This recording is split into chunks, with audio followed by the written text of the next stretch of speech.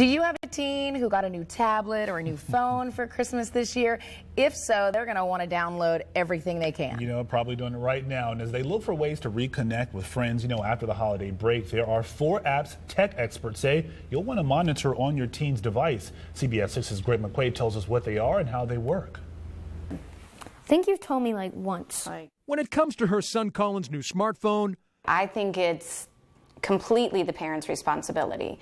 And I found like a lot of songs. Maureen Donahue is always looking over his shoulder. With all these new apps that are coming up, it's a struggle to stay on top of things. Maureen likes the ability of staying in touch with her 13-year-old, but is concerned by the virtual trouble certain popular apps can welcome. It's very important to stay on top of what's being downloaded. Colin realizes there can be consequences if used improperly.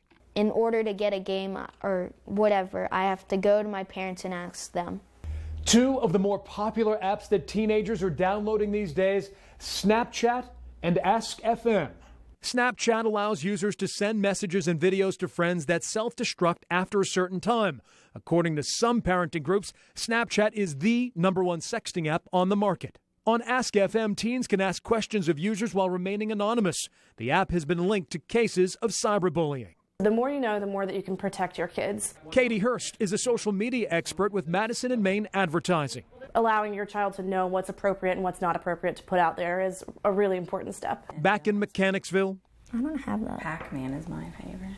Colin Donahue and his mom Maureen enjoy a strong bond. I could get in some trouble and then my parents would find out and then it'd just basically blow up in my face.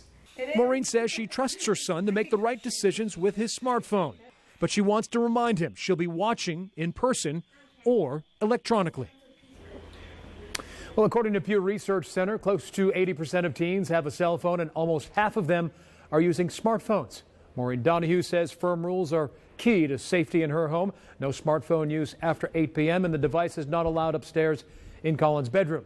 Coming up at 6, we'll take a look at 2 other wildly popular apps with teenagers these days, Whisper and Kick Messenger. I'm Greg McQuaid, CBS 6 News. Losing track of all those apps. Way too many.